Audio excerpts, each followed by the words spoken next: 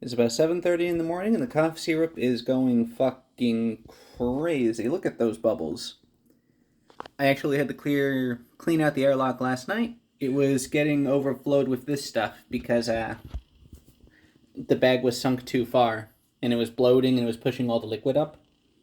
Thankfully, we didn't really lose any of the product, but we're gonna stir it this morning. You can hear that bubbling.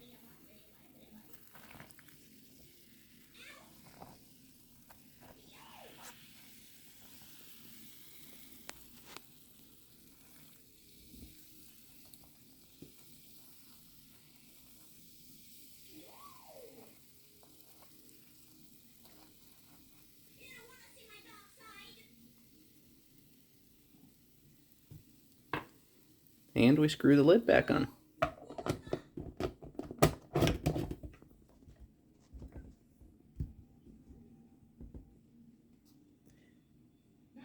You know it's on tight enough because the airlock's going off, and we are good to go.